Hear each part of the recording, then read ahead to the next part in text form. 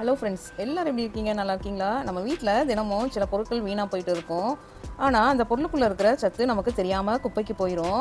இன்றைக்கி அப்படி ஒரு சுவாரஸ்யமான விஷயத்தை தான் பார்க்க போகிறோம். நம்ம எல்லாருக்கும் பிடிச்ச ஒரு ஹெல்த்தியான ட்ரிங்க் பாதாம் பால். ஆனால் பாதாம் பால் குடித்த பிறகு உரித்து தூக்கி போடுற அந்த பாதாம் தோல், அது உண்மையிலே குப்பையா? அதுக்குள்ளே என்ன இருக்குது தெரியுமா? அதில் அதே மாதிரி வீட்டில் மீந்து போகும் முறுக்கு, அதை நாட்டுக்கோழிகளுக்கு கொடுக்கலாமா? கொடுத்தா எப்படி கொடுக்கணும்? இன்றைக்கி முழுசாக பார்க்கலாம். கடைசி வரைக்கும் பாருங்கள் ஃப்ரெண்ட்ஸ். ஏன்னா கடைசியில் கோழிகளுக்கு நான் செய்கிற ஒரு சிம்பிள் மிக்ஸ் பற்றி சொல்ல போகிறேன். ஓகே ஃப்ரெண்ட்ஸ், இப்போது நம்ம வீடியோக்குள்ளே போகலாம் வாங்க. ஃப்ரெண்ட்ஸ், நம்ம முதல்ல பாதாம் பால் எப்படி செய்கிறோன்னு பார்க்கலாம். இதுக்கு தேவையான பொருட்கள்: 30 பாதாம், 2 ஸ்பூன் நாட்டு சக்கரை, 1 இல்லைனா 2 ஏலக்காய் எடுத்துக்கோங்க, 2 கப் பால், அவ்வளவுதான். முதல்ல பாதாமை ஊற வைக்கணும். 8 மணி நேரம் பாதாமை ஊற வச்சுக்கோங்க. ஊறின பிறகு தோலை உரித்து எடுத்து மிக்சியில் அரைச்சிக்கணும்.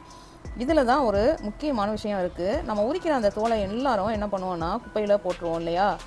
ஆனால் அதுலேயும் சில சத்துக்கள் இருக்குது.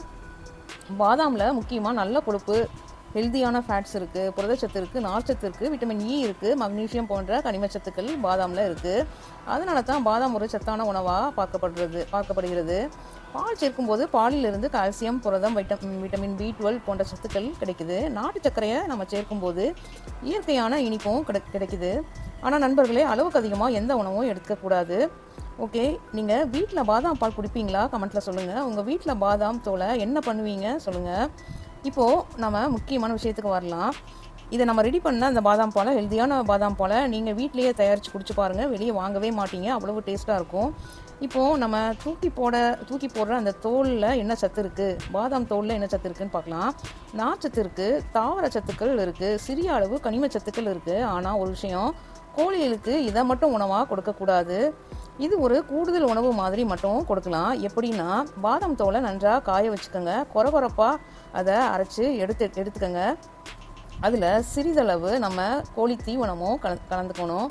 நான் என்னென்ன கலந்தேன்னா, நம்ம புழுங்கல் அரிசி, நல்லா வேக வச்ச புழுங்கல் அரிசி சாதம், கோதுமை தவிடு கொஞ்சம் கலந்துக்கிட்டு, கோதுமை ரவை கொஞ்சம் கலந்துக்குங்க. கலந்துட்டு நல்லா மிக்ஸ் பண்ணுங்கள். மிக்ஸ் பண்ணிவிட்டு நம்ம பொடியாக நல்லா பவுடர் ஃபார்மில் அரைச்சி வச்சுருக்க முட்டை ஓடு தூள் அது கொஞ்சம் ஆட் பண்ணியிருக்கேன்.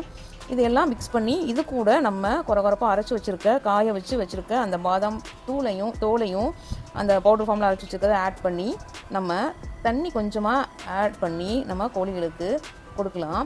இப்போ அந்த கோழிகளுக்கு கொடுக்கும்போது கோழிகள் எப்படி ரியாக்ட் பண்ணிச்சு தெரியுமா? முதல்ல பார்த்தது அப்புறம் நல்லா கொத்தி சாப்பிட ஆரம்பிச்சது. இதிலிருந்து எனக்கு ஒரு விஷயம் புரிஞ்சுது. வீணாக போகும் பொருட்களை சரியான முறையில் பயன்படுத்தினா கோழிகளுக்கு நல்ல பயன் கிடைக்கும். இப்போ இன்னொரு வீட்டு பொருள் முக்கியமானது முறுக்கு. கோழி சாப்பிடுமா? ஆமாம் ஃப்ரெண்ட்ஸ். ஆனால் அப்படியே பெரிய துண்டாக போடக்கூடாது. ஏன்னா உப்பு, எண்ணெய் அதிகமாக இருக்கலாம். அதனால் அளவாக மட்டும் அதை ஆட் பண்ணணும். முறுக்கை மிக்சியில் போட்டு கொரகொரப்பாக அரைச்சிக்கோங்க. அதோட நம்ம எப்போவுமே ரெகுலராக மிக்ஸ் பண்ணுற புழுங்கல் அரிசி சாதம், கோதுமை தவிடு, முட்டை ஓடு தூள் இதெல்லாம் சேர்த்து நல்லா கலந்துட்டு கோழிக்கு கொடுக்கலாம். இதில் கொடுக்கறதுனால கார்போஹைட்ரேட், நார்ச்சத்து, கால்சியம் கிடைக்க உதவுது. ஆனால் ஃப்ரெண்ட்ஸ், ஒரு கேள்வி. நம்ம வீட்டில் தினமும் வீணாக போகிற பொருட்களில் எவ்வளவு சத்து மறைந்திருக்கு தெரியுமா?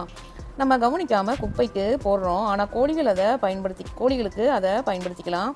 ஆனால் நினைவில் வச்சுக்கோங்க, பழையது, பூஞ்சை பிடிச்சது, கெட்டு போனது போன்றவைகளை கோழிகளுக்கு கொடுக்காதீங்க. சிறிது காய்ந்தது, நல்ல நிலையில் இருப்பது மட்டும் பயன்படுத்துங்க.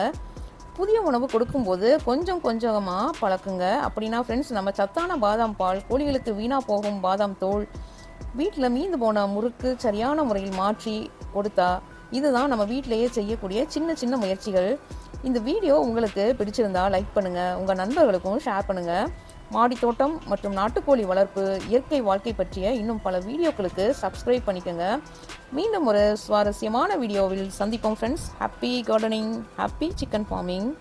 Have a nice day.